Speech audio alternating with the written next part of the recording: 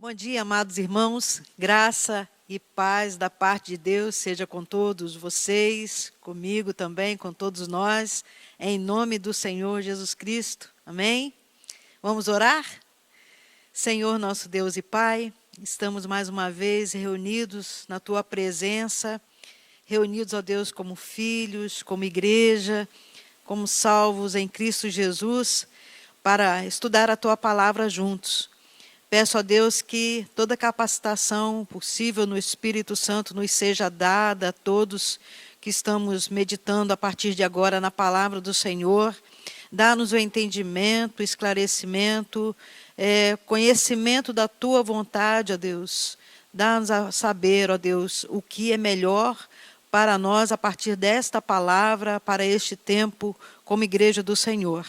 É a oração que fazemos agradecendo o perdão dos nossos pecados e a vitória pelo sangue de Jesus Cristo. É em nome dele que nós oramos. Amém. Então, amados irmãos, estamos estudando as epístolas do Novo Testamento, cartas de Paulo e demais epístolas. Que coisa boa, não é? Que bênção! E na semana passada estudamos juntos a carta aos Romanos e agora iniciaremos nosso estudo na carta, a primeira carta aos Coríntios. Uma igreja linda, uma igreja grande, e nós vamos ver na palavra de Deus como era a vida dessa igreja e o que estava acontecendo com a igreja, se alguma coisa parece com nossos dias atuais e qual a solução para problemas que surgem na igreja, que surgem no meio dos salvos, não é? A gente sabe que aonde há relacionamentos, aonde há mais de uma pessoa, há conflitos de relacionamento, as diferenças aparecem. E quando as diferenças aparecem, tudo que é carnal, a carnalidade, traz rivalidades, egoísmo, inveja. Então, isso é possível em qualquer lugar. Inclusive nas nossas casas isso acontece, não é? Qual é a família que é perfeita? Não existe. Então, na igreja isso também acontece. E na igreja de Corinto, essa palavra, essa carta de Paulo para nós, nos mostra como resolver muitas questões que acontecem na igreja. É uma carta estritamente pastoral de Paulo, que fundou a igreja de Corinto para a igreja. E assim nós vamos ler os primeiros versículos até o versículo 10. Vamos lá? Paulo, chamado apóstolo de Jesus Cristo, pela vontade de Deus, e o irmão Sóstenes, a igreja de Deus que está em Corinto, aos santificados em Cristo Jesus, chamados para ser santos, com todos os que em todo lugar invocam o nome de nosso Senhor Jesus Cristo, Senhor deles e nosso. Graça e paz seja convosco, da parte de Deus nosso Pai e do Senhor Jesus Cristo. Sempre dou graças ao meu Deus por vós, pela graça de Deus que vos foi dada em Jesus Cristo. Pois em tudo fostes enriquecidos nele, em toda a palavra e em todo o conhecimento, assim como o testemunho de Cristo foi confirmado entre vós, de modo que nenhum dom vos falta, aguardando a revelação de nosso Senhor Jesus Cristo, o qual vos confirmará também até o fim, para serdes irrepreensíveis no dia do nosso Senhor Jesus Cristo. Fiel é Deus, pelo qual fostes chamados para a comunhão de seu Filho, Jesus Cristo nosso Senhor. E agora o nosso texto-chave da lição de hoje, na primeira carta aos Coríntios. Rogo-vos, porém, irmãos, pelo nome de nosso Senhor Jesus Cristo, que digais todos a mesma coisa, e que não haja entre vós divisões, para que sejais unidos no mesmo sentimento e no mesmo poder. Olha só, né? Que bênção quando isso acontece. E graças a Deus pela palavra de Deus, é possível acontecer, porque Deus não dá conselhos mentirosos para nós, não vem da parte de Deus mentira para nós. É possível acontecer de em meio aos problemas, em meio a muita gente junto, cada um com a sua família, quando houver algum sentido de divisão, que todos cheguem a um pensamento comum igual. Esse é o conselho. Pelo nome do Senhor Jesus Cristo, digam todos uma mesma coisa. E por que o apóstolo Paulo vai falar isso? Ele recebeu uma carta do irmão Cloé, que morava ao lado da sinagoga, e o irmão Cloé contou alguns problemas de divisão, problemas de imoralidade, problemas com relação ao casamento, se fica solteiro, se não fica, problemas com relação à coleta, quem estava trabalhando, quem não estava, como que é essa questão, muitos problemas na carta de Coríntios, e nós vamos ver um por um, e também como Paulo foi dando as soluções, não é? E essa carta, essa carta vai nos mostrar que é a conclusão final para todos os relacionamentos, principalmente na igreja. É uma palavrinha de 4 letras, é o amor. O amor soluciona qualquer coisa. Mas vamos ver como que o amor vai ser usado. Que amor é esse, não é? Então vamos lá. Como que Paulo conheceu a igreja de Corinto? Lá em Atos, capítulo 18, de 1 a 18, Paulo visita a igreja de Corinto. Nós não vamos ver esse texto agora, mas você pode abrir a sua Bíblia e ver que lá ele visitou a igreja de Corinto, conheceu Áquila, Priscila, foi uma bênção só, né? E aí surgiu a igreja de Corinto em Atos 18. Tão facinho de achar. Olha só, virei umas páginas e já achei, então depois você vai ler. E lá ele percebeu que era uma cidade cheia de pessoas sábias, cultas, mas que necessitavam do Evangelho. E o Evangelho, nós sabemos, é o poder de Deus para a salvação de todo aquele que crê. Então, aqui, no capítulo 1, a partir do verso 10, ele vai conversar com a igreja sobre o que Cloé contou. Olha o verso 11. A respeito de vós, irmãos meus, me foi comunicado pelos da família de Cloé que há contendas entre vós. Olha só, você está com a Bíblia aberta, não é? Fica com a Bíblia aberta, eu vou falar os versículos e os capítulos e vamos juntos. Foi-me comunicado pelos da família de Cloé que há contendas entre vós. Lá em Atos 18 vai dizer que Cloé morava ao lado da sinagoga. E aí, irmãos, qual o problema, o primeiro problema que Cloé contou para ele? Olha, tem gente dizendo, eu gosto de Paulo, eu sou de Paulo, o que Paulo fala está falado, eu gosto do jeito de Paulo, como ele ensina, como ele prega, como ele visita, como ele conduz a igreja, eu gosto do Paulo, o pastor Paulo. Mas os outros diziam, eu gosto do Apolo. Para mim, bênção mesmo é como Apolo fala. Ele sabe falar, ele tem sabedoria, ele tem eloquência. E outros diziam, eu gosto de Pedro, de Cefas, né? A gente sabe que Pedro, o nome dele também é Cefas. E eu gosto dele, né? Eu gosto dele, o jeito que ele fala. E cada um escolheu aquele na igreja que gostava mais.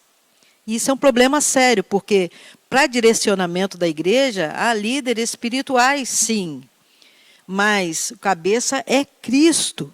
E ele vai dizer isso aqui, olha. Ele vai dizer que ele batizou poucas pessoas, ele lembrava de ter batizado Estéfanas, a família de Estéfanas, mas batizou Crispo e Gaio, mas não era para ninguém ficar seguindo ele. E ele vai dizer na palavra 17, Cristo me enviou não foi para batizar, mas para evangelizar, não com sabedoria de palavras, para que a cruz de Cristo não se faça vã. Então eles achavam que quem batizava é que era o pastor de verdade, é que era o líder, né? Do pensamento, da cabeça, do direcionamento. Então, liderança de homens. E Paulo falou, não é assim não. A palavra da cruz é loucura para os que perecem, verso 18.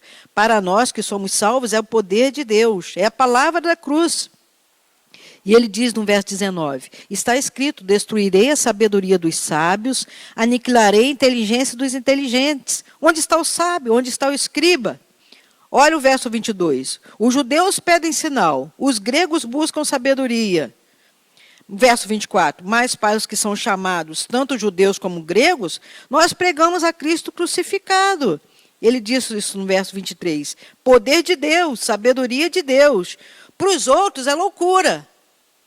Mas para nós, pregar Cristo é o poder de Deus. Deixa os outros pensarem que isso é loucura. Mas a gente vai seguir Cristo. E Cristo crucificado é poder de Deus. Porque o que significa Cristo crucificado aqui, quando lá na frente ele vai falar sobre a ressurreição de Cristo? Significa que Cristo ressuscitado não é um homem interior que domina mais. Não são as decisões. O que o morto faz? Não é? Não adianta. Está preso. Então, Cristo crucificado quer dizer, morra para você, para as suas vontades, para o que você pensa. Deixa Cristo dominar. Verso 25, a loucura de Deus é mais sábia do que a dos homens. A fraqueza de Deus é mais forte que a dos homens. Ora, vede, irmãos, a vossa vocação, que não são muitos sábios segundo a carne, nem muitos os nobres que são chamados. Então, essa igreja aqui, ela tinha muitos sábios, muitos nobres, mas tinha também muitos simples. Verso 27 diz, Deus escolheu as coisas loucas deste mundo para confundir as sábias. Deus escolheu as coisas fracas deste mundo para confundir as fortes. E ele diz, Deus escolheu as coisas vis deste mundo e as desprezíveis e as que não são, para aniquilar as que são, para que ninguém se glorie perante ele. Vós sois deles em Cristo Jesus, qual foi feito por Deus sabedoria. Aquele que se gloria, glorie no Senhor. Verso 31. Olha só, irmãos. Divisão na igreja é porque estamos escolhendo a quem nós vamos seguir, quem vai nos liderar. Não é bem assim. O líder é Cristo Jesus. Mesmo que quando nós nos renunciamos à nossa própria vontade, dentro da igreja, não é? Significa que isso é sabedoria. A sabedoria está na simplicidade.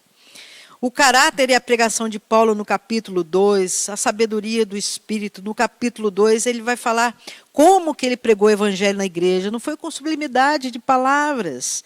Ele diz no verso 4, no capítulo 2, a minha palavra, a minha pregação, não consistiram em palavras persuasivas de sabedoria humana, em demonstração do Espírito, de poder, para que a vossa fé não se apoiasse na sabedoria dos homens, mas no poder de Deus. E ele vai falar aqui no capítulo 2, a sabedoria entre os perfeitos, não a sabedoria desse mundo, não a sabedoria dos poderosos, não falamos a sabedoria de Deus oculta em mistério. Nós falamos a sabedoria de Deus oculta em mistério, que Deus ordenou antes dos séculos. Nenhum poderoso pode conhecer a sabedoria de Deus. Então, como conhecer a sabedoria de Deus? Para que não haja divisão, penetrando nas coisas do Espírito.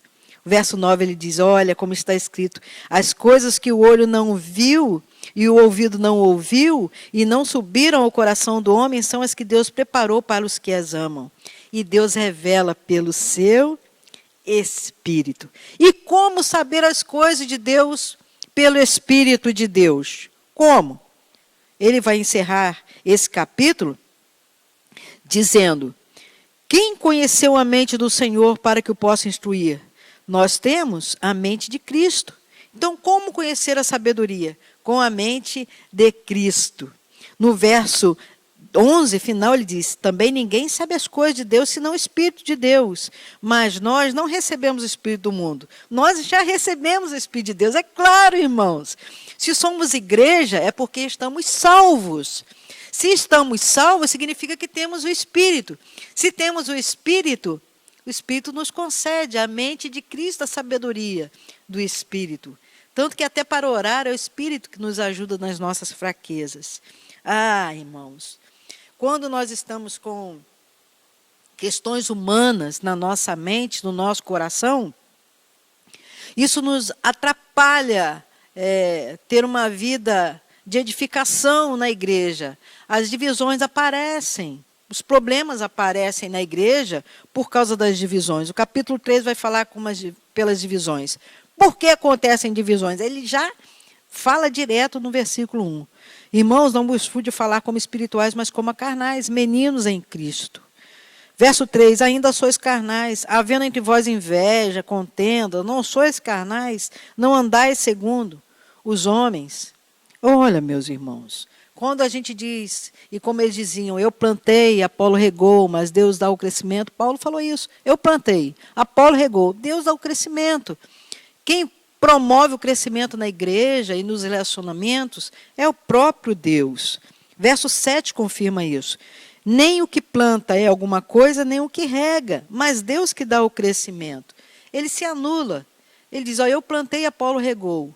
Mas nem o que planta é alguma coisa, nem o que rega. Eu e Apolo não somos nada. Deus é que dá o crescimento.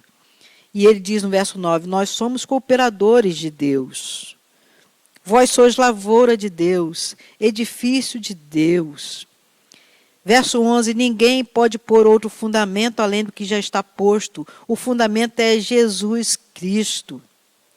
E aí aqui, no capítulo 3, ele vai dizer um verso, uma palavra de sabedoria, chave para resolver problemas de divisão na igreja e entre nós, relacionamento de salvos, ou mesmo relacionamento de salvos com perdidos, gentios como nós éramos.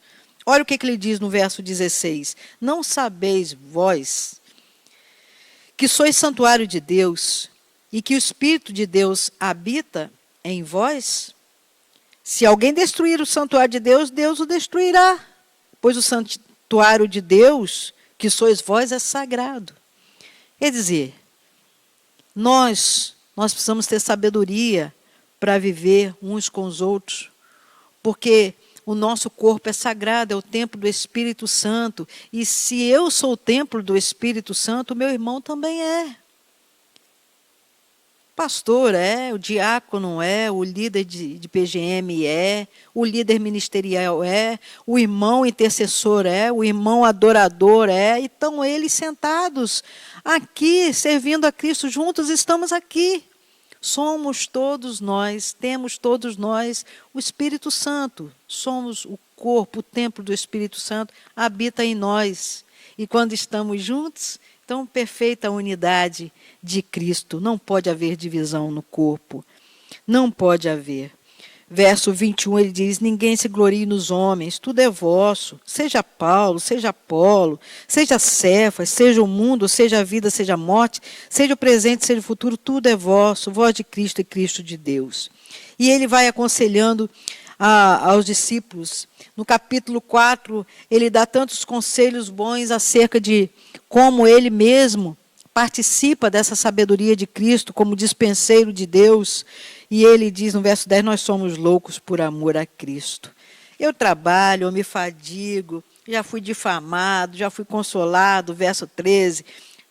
Eu me sinto o lixo do mundo, a escória, mas é tudo por causa de Cristo. E ele diz no verso 16, podem ser meus imitadores. Eu até admoesto vocês, sejam meus imitadores. Olha só que coisa linda. E apóstolo Paulo diz, olha, eu não quero saber dessas coisas. Final do verso 4, ele diz, eu vou até vocês. Vamos resolver essas coisas. E no capítulo 5, ele vai mostrar mais um problema da igreja, que é o problema da imoralidade. Verso 1 diz, geralmente se ouve entre vós que há imoralidade, moralidade tal como nem mesmo entre os gentios, isto é, haver quem abuse da mulher do seu pai.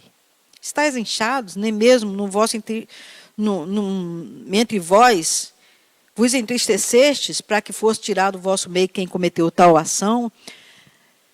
Um assunto que a família de Cloé vem conversar, né? Uma coisa grave, exposta, né? E membro da igreja, quer dizer, pessoa com o Espírito Santo abusando da mulher do pai. A palavra aqui nessa versão da Bíblia Viva é abusando. Pecado, imoralidade. E eles cochichavam, conversavam sobre isso, e aí? Vai ficar assim mesmo? Pecados, e entre nós, como irmãos, a gente conversa, sabe, e estão juntos, e vai ficar assim mesmo? Desonra aos pais, quando há ensino bíblico, honra teu pai e honra tua mãe. E aqui, no caso da madrasta, um abuso com a madrasta.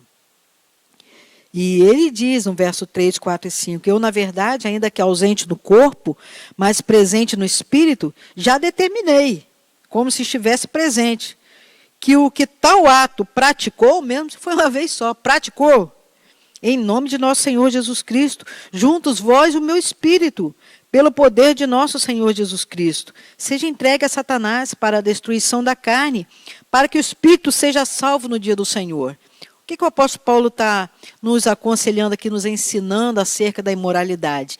Que quando entre nós a imoralidade se manifesta, né, quando a gente sabe que irmãos estão vivendo como ímpios, com impiedade, com coisas imorais, imoral é aquilo que não é moral, que não deve ser citado. Né? Olha que coisa terrível, Efésios 5:3, eu vou pedir para a gente sair um pouquinho de Coríntios e ir lá em Efésios, só para ver que Paulo, ele é firme nesse conselho aqui, olha. A prostituição, toda sorte de impureza ou cobiça, nem ainda se nomeia entre vós como convém a santos. Quer dizer, é um mal que precisa ser extirpado. Precisa sair do meio de nós a imoralidade. E ele diz, eu não estou junto, mas como se eu estivesse junto. É espírito, é um assunto espiritual. Seja entregue a Satanás para a destruição do corpo, para que o espírito seja salvo no dia do Senhor. Por quê? Porque quando um salvo, ele como um carvão, ele é afastado da vida, do convívio da igreja, da santidade, é afastado por causa da imoralidade, por causa da pecaminosidade, da iniquidade, ele que estava envolvido com a igreja, ele sente e ele se arrepende e volta. Mas ele precisa sentir, e a igreja precisa passar por esse processo de ser retirado. Como Jesus falava sobre a figueira, sobre a vara que não dá fruto, não é? Esse não vai dar fruto. Então o apóstolo Paulo fala, seja entregue a Satanás. O corpo, isso é imoralidade, é coisa carnal, isso não é coisa de Deus. O Espírito Santo não faz essas coisas. Isso é coisa do diabo, é coisa de Satanás. Então seja entregue. Que o Espírito, se voltar para o Espírito, se voltar para as coisas do Espírito, aí sim, aí essa conduta passa, mas precisa ser disciplinado. Lançai fora o fermento velho, diz no verso 7. Diz no verso 9, já por carta vos escrevi, não vos associeis com os que se prostituem. E ele diz, eu não quero dizer propriamente com os impuros desse mundo, com os avarentos, com os roubadores, nem com os idólatras, senão eu teria que sair do mundo. Verso 11, mas agora vos escrevo que não vos associeis com aquele que, dizendo-se irmão, for devasso, ou avarento, ou idólatra, ou maldizente, ou beberrão, ou roubador, com tal nem ainda com mais. Se diz irmão, mas está com esses comportamentos, não é irmão não, gente. Não está cheio do Espírito. Tirai do meio de vós este iníquo. Ele termina assim esse capítulo. E aí no capítulo 6, outra questão forte. Litígio entre os irmãos. O que é isso, litígio entre os irmãos? É quando um irmão tem uma questão com o outro, né? E leva para o tribunal. Chama o advogado e vai para o tribunal. Um é réu, o outro quer se defender, né? E é assim. E ele diz, olha, irmãos, ousa algum de vós, tendo algum negócio com o outro, ir a juízo perante os injustos e não perante os santos? Às vezes, a situação de uma sociedade entre irmãos que trabalham juntos, às vezes na mesma família, às vezes na família de Deus, que trabalham juntos, e quando tem problema entre os irmãos da igreja, ou da mesma família, mas que são da igreja, aí o que acontece? Vamos resolver lá fora. Chama advogados, leva para o tribunal. E o que é a igreja? Se não é a igreja que tem que decidir as coisas. E ele diz, olha aqui no verso 5, 6 e 7. Para vos envergonhar, digo, não há entre vós sábios, nem mesmo um, que possa julgar entre os seus irmãos, mas o irmão vai a juízo contra outro irmão, e isso perante infiéis. Na verdade, é realmente uma falta entre vós terdes demandas uns contra os outros. Por que não sofrer a injustiça? Por que não sofrer o dano? Mas vós mesmos fazeis a injustiça e fazeis o dano, e isso aos próprios irmãos. Não sabeis que os injustos não hão de herdar o reino de Deus? Não erreis. Impuros, idólatras, nem adúlteros, nem efeminados, nem sodomitas, nem ladrões, nem avarentos, nem bêbados, nem maldizentes, nem roubadores herdarão o reino de Deus. Tais fostes alguns de vós, mas fostes lavados, fostes santificados, fostes justificados em nome do Senhor Jesus pelo Espírito de Deus. Irmãos, que coisa linda! Todos nós éramos gentios, todos nós. Eu aceitei o Evangelho porque eu reconheci os meus pecados. E eu percebi que tinha pecados com 6 anos, eu era gentia. Então, quando a salvação vem, nós nos tornamos salvos, filhos de Deus, nós entendemos isso aqui. Nós antes éramos todos assim, tínhamos comportamentos. Mas agora que somos salvos, devemos compreender o outro. Por que o apóstolo Paulo vai dizer aqui, não sabeis que os injustos não hão de herdar o reino de Deus e que vós mesmos fazeis a injustiça? Verso 8. Por quê? Olha só.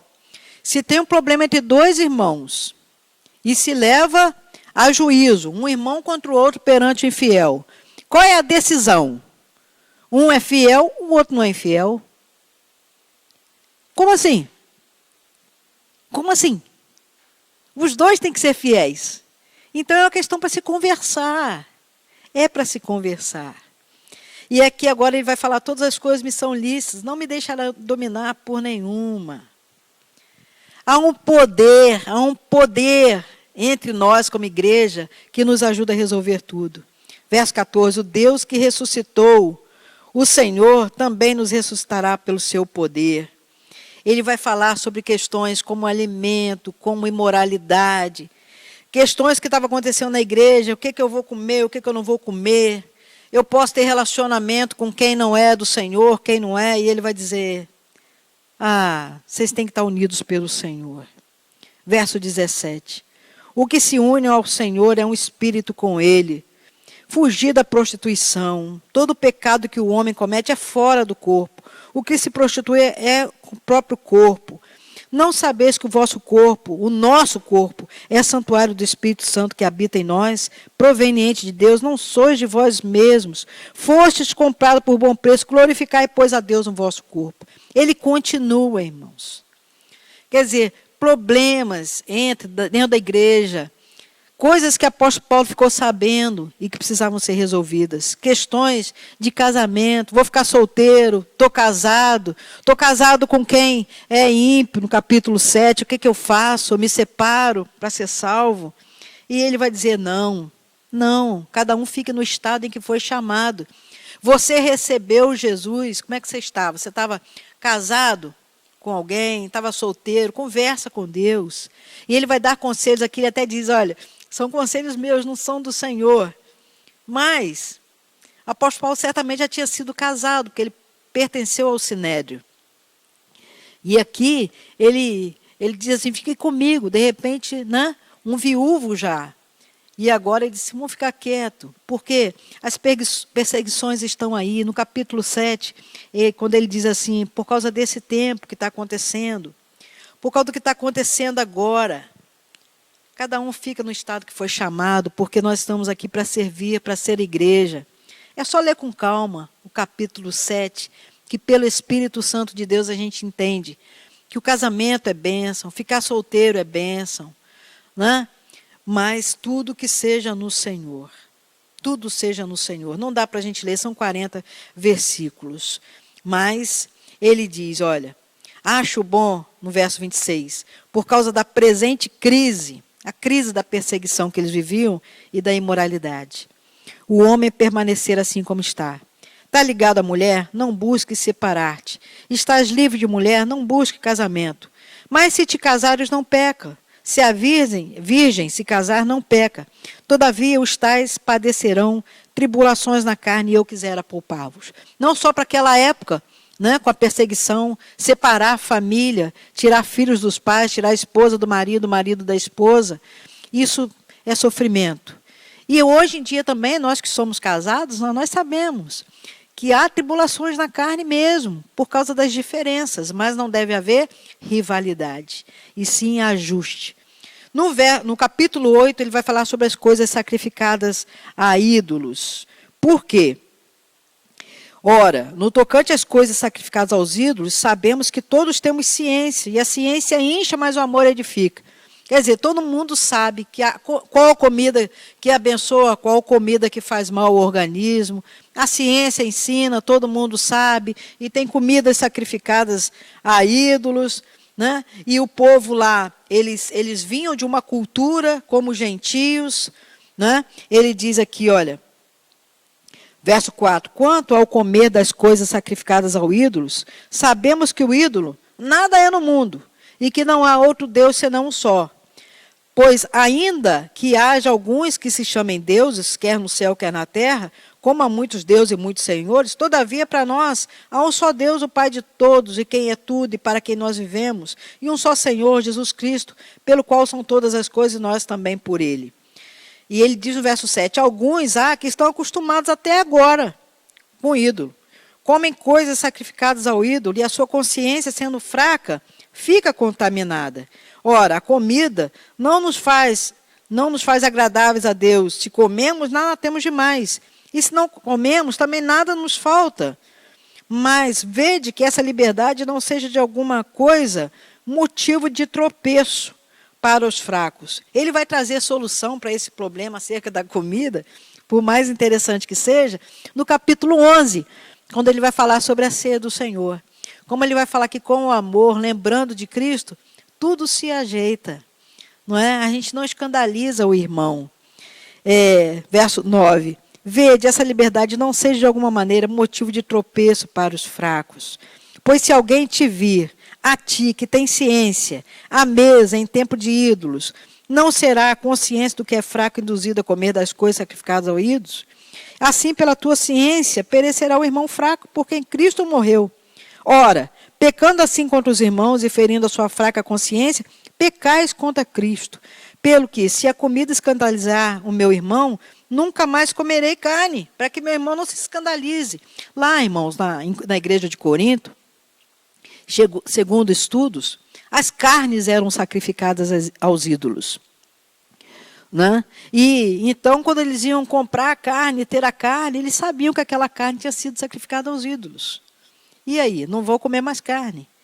Mas se eu pego uma carne direto do templo, como diz aqui, ó, se alguém foi ao templo dos ídolos, na mesa do templo de ídolos, sabia, comprou a carne, alguém avisou, essa carne aí eu vi sendo sacrificada ao ídolo. Né?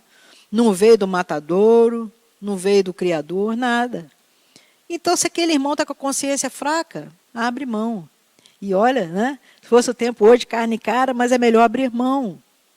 Comer um churrasco, se escandaliza o irmão. Há lugares que fazem churrasco como em nossa casa, mas que lugar é esse? Que ambiente é esse? A carne em si não vai fazer mal. O que é servido lá, tanto que é servido publicamente, mas como que é um ambiente? E aí, às vezes, não é a questão da carne, mas o ambiente vai escandalizar o irmão. E aí? Temos visto isso acontecer nos dias de hoje. E no capítulo 9 ele vai falar que o que importa é o evangelho. Capítulo 9 diz o que importa é o evangelho. Contudo, quando anuncio o evangelho, verso 16, não tenho de que me gloriar, pois me é imposta essa obrigação. Ai de mim se não anunciar o evangelho.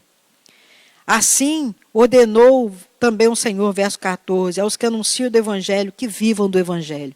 Paulo estava sofrendo uma pressão aqui, porque ele vivia do evangelho, ele e Barnabé. E verso 6 diz, ou só eu e Barnabé não temos direito de deixar de trabalhar. Quem jamais vai à guerra à sua própria custa? Quem planta a vinha e não come do seu fruto? Quem apacenta o gado e não toma do leite do seu rebanho? Pois é, irmãos. Cada um vai sobreviver daquilo que o supre. Né? Se a pessoa vive do que recebe do outro, como é que ela vai saber se foi sacrificado ou não? Se a pessoa vai viver do que vem do outro, como vai saber o que o patrão pensa, o que ele é? Nós estamos no mundo. Mas nós devemos fazer tudo por causa do Evangelho. Esse capítulo 9 é lindo. Ele diz no verso 22, fiz-me fraco para com os fracos, para ganhar os fracos. Fiz-me tudo para com todos, para por todos os meios chegar a salvar alguns. Faço tudo isto por causa do Evangelho, para ser também participante dele. Olha que coisa linda. Verso 24, não sabeis vós que os que correm no estádio, todos na verdade correm, mas um só leva o prêmio, correi de tal maneira que alcanceis o prêmio do Evangelho, irmãos. Verso 27, antes subjugo o meu corpo, reduzo a servidão para que pregando aos outros, eu mesmo não venha de alguma maneira ficar reprovado. O Evangelho requer a aprovação dos outros. Onde nós estamos? Estamos sendo aprovados? Aonde nós andamos? Na hora que nós pagamos, na hora que nós compramos, quando conversamos, quando andamos, estamos sendo aprovados ou reprovados pelos irmãos e pelos gentios, pelo mundo? Capítulo 10, ele vai falar sobre a pedra que é Cristo. Ele vai falar dos perigos que nós precisamos tomar cuidado. No verso 7, ele diz, não vos façais idólatras. Quando você for comer, não seja idólatra. Verso 8, não nos prostituamos. Verso 9, não tentemos ao Senhor. Verso 10, não murmureis. Verso 12 e 13, aquele, pois, que pensa estar em pé, cuidado, para que não caia. Não vos veio sobre vós tentação, senão humana. A tentação é humana. E fiel é Deus que não vos deixará tentar acima do que podeis resistir. Antes, com a tentação, dará também o escape para que a possais suportar. Uou! Glória a Deus, aleluia. Que carta linda, que conselhos lindos para a nossa vida, para o nosso dia a dia. Ele vai falar, irmãos, vai ensinar como é essa questão de viver. Ensinar a igreja de Corinto. Vai falar mais uma vez aqui, ó. No verso 23, todas as coisas me são lícitas, mas nem todas convêm. Todas as coisas me são lícitas, mas não vou me deixar dominar por nenhuma. Nelas não me edificam, nem todas edificam. Busque cada um o proveito do outro. Olha o verso 24. Ninguém busque o proveito próprio, antes cada um o proveito que é do outro. Comei de tudo que se vende no mercado, sem perguntar nada, por causa da consciência. A terra é do Senhor, toda a sua plenitude. Não arranja encrenca. Na hora de ir no mercado, querendo saber se é assim, se é assado, compra com a consciência tranquila. Verso 31, 32 e 33. Quer comais, quer bebais ou façais qualquer outra coisa, fazei tudo para a glória de Deus. Não vos tornei causa de tropeço, nem para os judeus, nem para os gentios. Capítulo 11, ele diz, sede meus imitadores. Olha a questão do casamento aqui, ó, no capítulo 7, que eu falei que ele ia dar a solução. No versículo 3 e versículo 11 de 1 Coríntios, capítulo 11. Verso 3, mas quero que saibais que Cristo é o cabeça de todo homem, e o homem é o cabeça da mulher, e Deus o cabeça de Cristo. Verso 11, todavia, nem o homem é independente da mulher, nem a mulher independente do homem no Senhor. Porque o homem veio da mulher, e para existir mulher também precisou do homem. E a partir do verso 17, ele vai falar sobre a ceia do Senhor. Por quê? Porque ele diz no verso 18, antes de tudo, ouço que quando vos reunis na igreja, há entre vós divisões, em parte eu creio. Não é possível. Divisões na igreja, em parte ele crê porque por causa da hora da ceia, da refeição, quando a igreja se reúne junto, gente. Eu estou sorrindo porque hoje em dia isso acontece também. Quando nós temos momento de comunhão e vamos assim repartir, né? A ceia do Senhor, não só o momento da ceia, que hoje em dia é muito mais simples, é só o cálice e o pão, mas naquele tempo era a festa, a ágape, a festa do amor, todos levavam as coisas, comiam juntos, né? E hoje a gente tem também essas festas do amor aqui, quando temos a reunião de célula, a reunião dos ministérios, né? E a gente senta para comer juntos, e é engraçado como o medo de ficar sem alguma coisa que se acha mais gostosa, um vai na frente do outro. Isso é uma vergonha, irmãos. Isso é uma vergonha. E ele vai aconselhar aqui, não façam isso, meus amados irmãos. E eu digo também, não façam isso, meus irmãos. Considere os outros. E principalmente na hora da ceia do Senhor, quando estamos no templo reunidos e vamos participar da ceia do Senhor, cada um examine a si mesmo. E assim coma do pão, beba do cálice. Tem algum irmão ressentido com você? Você está com problema com algum irmão? É hora do amor. O amor de Deus entre nós. É comunhão no Espírito.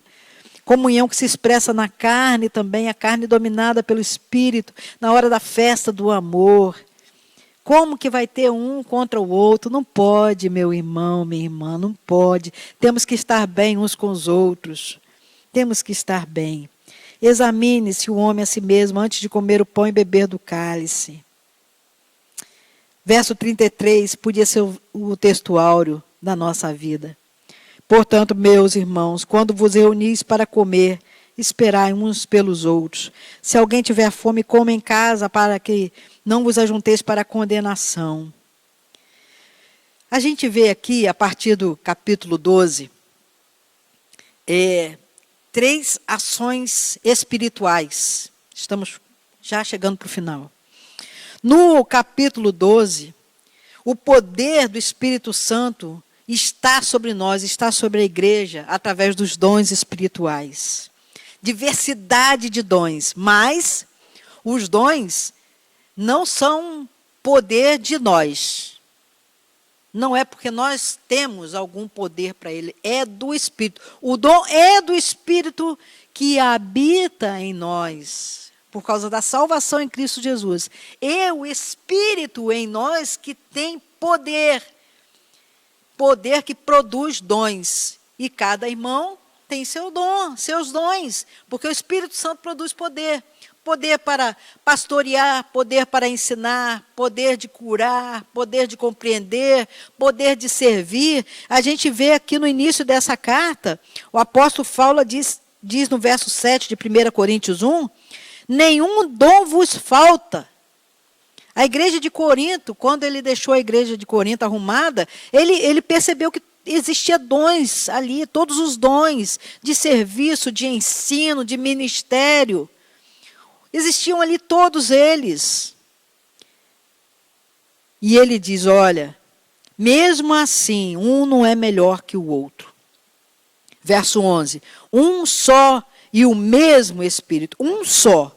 E o mesmo Espírito opera todas essas coisas, distribuindo particularmente a cada um como quer. Verso 13, no final. A todos nós foi dado beber de um só Espírito. Ora, o corpo não é um só membro, mas muitos. Então, todos somos importantes. Verso 27. Sois o corpo de Cristo, individualmente membros do corpo. Verso 25. Não haja divisão no corpo, antes tenham os membros igual cuidado uns dos outros. De maneira que se um membro padece, todos os membros padecem com ele. Se um membro é honrado, todos os membros se regozijam com ele. Então não há ninguém melhor um que o outro. Não há. Os dons são do Espírito, é de um Espírito só. E nós devemos considerar o outro superior. E aí, chega o capítulo 13, o capítulo perfeito sobre o amor.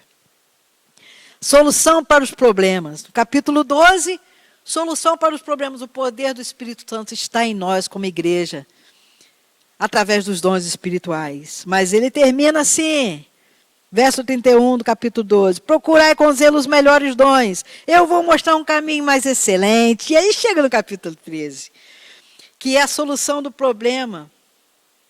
Porque o poder do Espírito Santo agora não está sobre nós, está em nós. Está em nós o dom do amor. E é esse capítulo lindo, irmãos. Ainda que a gente falasse língua dos homens e dos anjos, né? Dom de línguas ou não, falar inglês, falar japonês, falar quilombola, falar a língua da Angola, a língua da Europa, a língua de todos os países do mundo, se não houver amor. Falar a língua do Espírito, que é mistério, e a gente vê isso no capítulo 14. Sem amor não adianta nada. Porque agora, verso 12, agora nós vemos em espelho de maneira obscura, veremos face a face, agora conhecemos em parte, então conhecerei como também sou conhecido. Permanece a fé agora, a esperança e o amor. O maior destes é o amor. Irmãos, todos os problemas da igreja, a partir do capítulo 12 ele mostra as soluções. Todos os problemas da igreja se consertam com o amor. E ele diz no capítulo 14, o poder do Espírito Santo, a ordem que deve prevalecer é o amor. É o poder do Espírito Santo em nós. Essa ordem deve prevalecer. Seguir o amor. Procurai com zelo os dons espirituais. Procure o dom de profetizar, que é falar ao outro de Jesus. Procure. Verso 5, eu gostaria que todos vós falassem em línguas, mas muito mais que profetizasseis, que levasse o evangelho.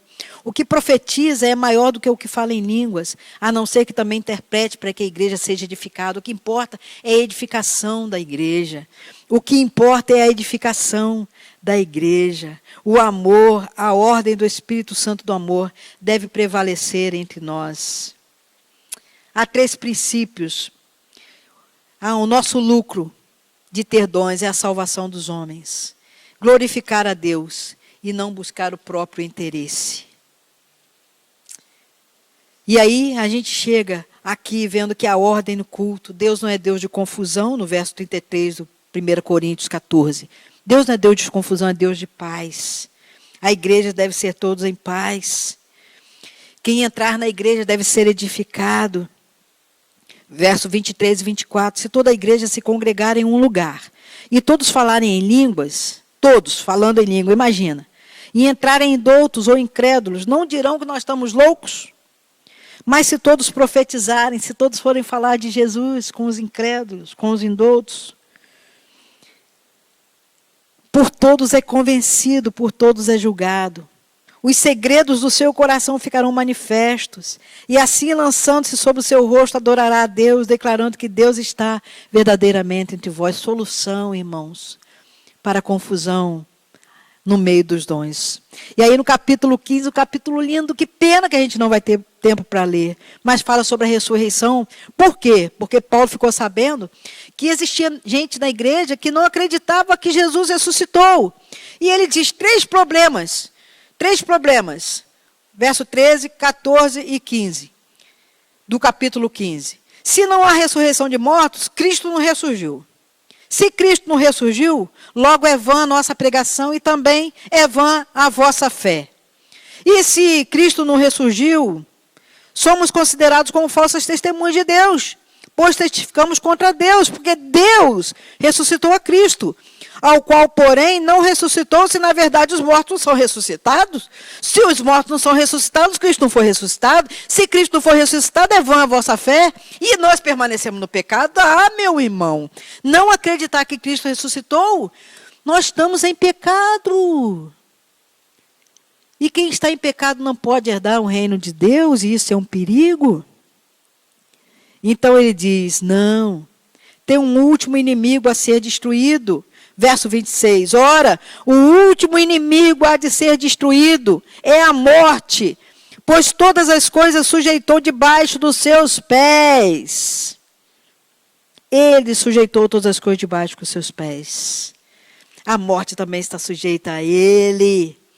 Irmãos, precisamos ter cuidado com quem a gente conversa. Tem assuntos que não edificam, irmãos. E a gente perde tempo. Olha que capítulo enorme. 58 versículos para falar de um problema de não acreditar na ressurreição. Quer morrer logo então, gente? Nós vamos ressuscitar e com Cristo, os salvos, a igreja ressuscita com Cristo. Ele diz aqui no verso 33, não vos enganeis, as más companhias corrompem os bons costumes, meus irmãos. Voltai à sobriedade, não pequeis, pois alguns ainda não têm conhecimento de Deus, digo-vos para a vergonha vossa. Estamos finalizando. Meus irmãos, esse capítulo fala sobre a nossa ressurreição. Sermos incorruptos para ter a ressurreição, vencermos a morte. O verso 49 e 50. Assim como nós trouxemos a imagem do terreno, assim também traremos a imagem do celestial. E agora digo isto, irmãos, que a carne e o sangue não podem herdar o reino de Deus, nem a corrupção herda a incorrupção. Versos 58 e 57. Eu queria ler. Vou ler do 55 ao 58. Onde está, ó morte, o teu aguilhão? Onde está, ó morte, a tua vitória? Ora, o aguilhão da morte é o pecado, a força do pecado é a lei, mas, graças a Deus, que nos dá a vitória por meio do nosso Senhor Jesus Cristo. Portanto, meus amados irmãos, sede firmes, sede constantes, sede abundantes na obra do Senhor, sabendo que o vosso trabalho não é vão no Senhor. Continua a ser igreja, continua a servir, continua a servir. E aqui no capítulo 16 ele fala do último problema, mas também muito, muito importante. Por quê? Porque dízimo e coleta é solução, não é problema. Isso é solução, irmãos. A gente se iguala. Na hora do dízimo, todo mundo dá 10% e todo mundo ganhou 90%. Então ele diz, conta coleta para os santos, coleta para os santos, irmãos, uns para os outros. Quanto a coleta para os santos, fazei vós também o mesmo que ordenei às igrejas da galáxia. No primeiro dia da semana, quando mesmo? Domingo. Cada um de vós ponha da parte que puder ajuntar, conforme a sua prosperidade, para que não se façam as coletas quando eu chegar. Então, irmãos, no primeiro dia da semana. A gente separa o dia para dedicar ao Senhor os nossos dízimos, as nossas ofertas. Agora, pela graça, pela misericórdia de Deus, podemos fazer todos os dias. Dedicar ao Senhor todos os dias. 10% dos que recebemos e mais as nossas ofertas segundo a nossa prosperidade. Quem tem muito, dá muito. Quem tem pouco, dá pouco. Mas todos receberam 100%. Então, na verdade, quem está dando do que Deus deu. Tudo foi Deus que deu. E aí ele diz, olha, depois eu vou até vocês. Eu vou ficar um tempo com vocês no verso 7. E aí, irmãos, ele vai citar aqui, olha quantos irmãos, era uma igreja. Era uma igreja que ele cita Timóteo, Apolo, Estéfanas, Fortunato, Acaico, Sóstenes e Crispo. Estéfanes é a família. Crispo, Gaio, Cloe, Áquila, Priscila, a igreja que estava na casa de Áquila e Priscila. Pedro, que é Cefas, uma família, irmãos. Somos uma família. Olha, estamos encerrando, mas eu quero dizer para você que em uma hora você lê toda essa carta de 1 Coríntios. E eu desejo que você tenha ficado com sede, com vontade de beber mais dessa carta de apóstolo Paulo aos Coríntios. Vamos orar encerrando? Obrigado, Senhor. Nós podemos passar rapidamente por essa carta tão maravilhosa. E o Espírito Santo do Senhor pode ensinar muito mais a mim e aos meus irmãos quando estivermos separando um tempo para ler pausadamente, sendo discernidos pelo teu próprio Espírito. E eu quero pedir que o Senhor abençoe os meus irmãos e que eles nessa semana, ó Deus, estejam meditando ainda mais. E na próxima semana estejam meditando na segunda carta para estudarmos juntos no próximo domingo, ó Deus. Juntos pelo Senhor. Então eu quero abençoá-los, Deus, em o nome de Jesus. Rogar que a tua graça, a graça do Senhor Jesus, o amor do Senhor nosso Deus e Pai, e a comunhão do Espírito Santo esteja conosco, hoje e para todos sempre. Amém. Amém. Deus abençoe, amados irmãos.